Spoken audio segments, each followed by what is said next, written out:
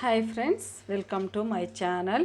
ఈరోజైతే నేను chicken recipe అయితే చేశాను. ఏంటంటే టమాటా చికెన్ గ్రేవీ కర్రీ అనమాట. మా విలేజ్లో మేము చేసుకునేది ఎలానో మీతో అయితే షేర్ చేస్తాను.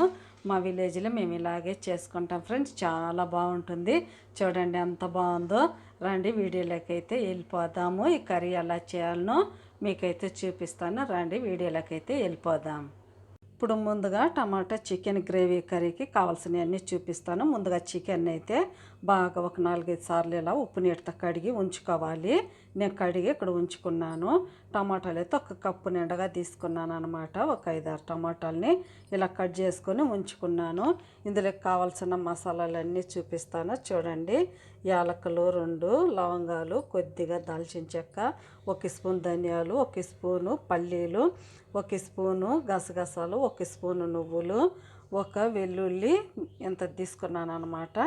కొద్దిగా అల్లాన్ని ఇలా సన్నలుగా తరిగి ఉంచుకున్నాను.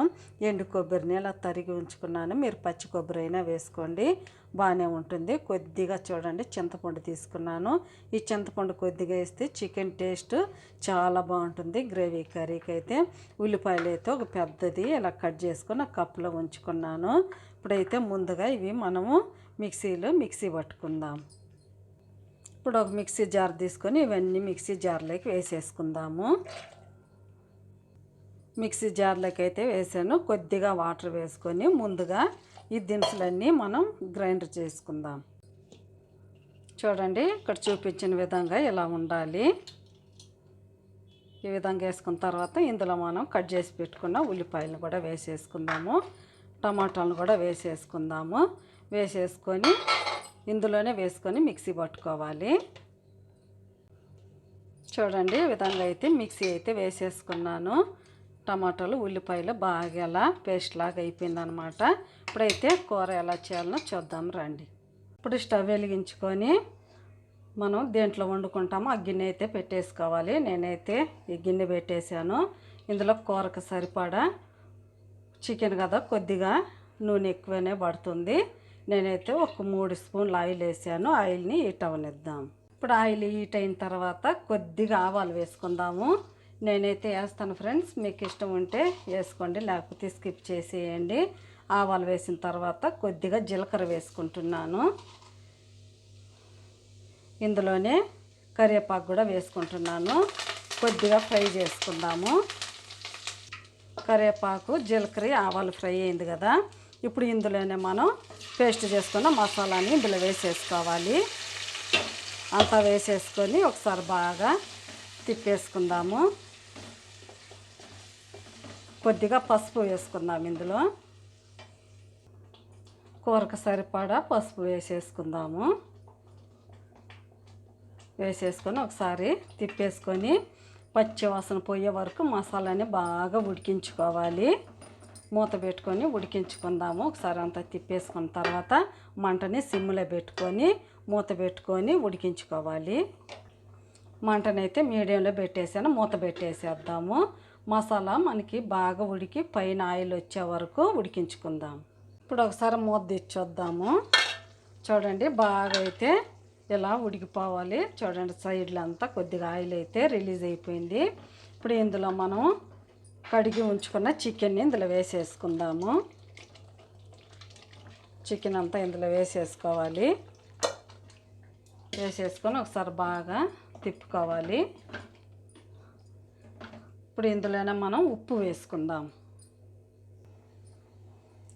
కూరకు సరిపడా ఉప్పు వేసుకోవాలి. ఉప్పు వేసుకొని ఒకసారి బాగా తిప్పేసుకుందాము.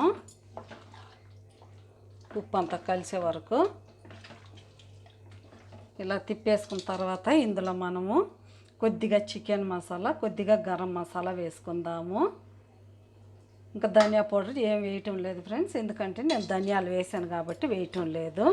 అంతా ఒకసారి ఇలా కలిపేసుకొని ఇందులోనే మనం కొత్తిమీర, పుదీనా కూడా వేసేసుకోవాలి.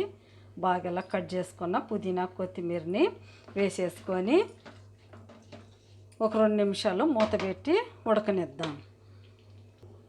ఇప్పుడు ఒకసారి మూత తెచ్చొద్దాము. చూడండి, కొద్దిగా ఇప్పుడు ఉడికేటప్పుడు మనం ఇందులో కారం వేసుకోవాలి. చికెన్ కాబట్టి కొద్దిగా ఎక్కువనే పడుతుంది. నేనైతే ఒక 3 స్పూన్లు వేసాను. వేసేసి ఒకసారి కలిపెట్టేసేసుకోవాలి కారం అంతా కలిసే వరకు.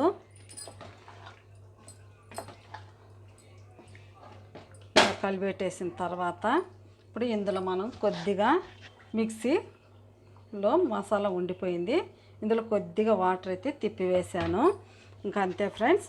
ఇప్పుడు మనం ఏం చేయనక్కర్లేదు, మూత పెట్టేసేసి బాగా ఉడకనివ్వాలి.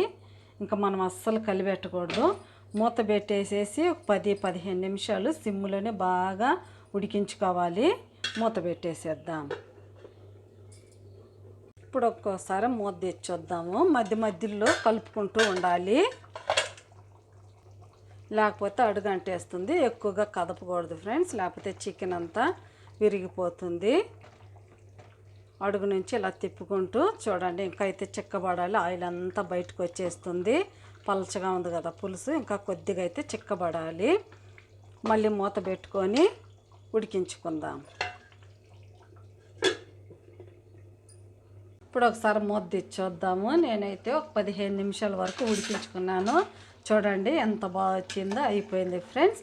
టమాటో చికెన్ గ్రేవీ కర్రీ అయితే చాలా బాగుంటుంది. ఎంత సింపుల్గా అయిపోయిందో చూడండి. ఇప్పుడైతే మనం తీసేసుకోవటమే.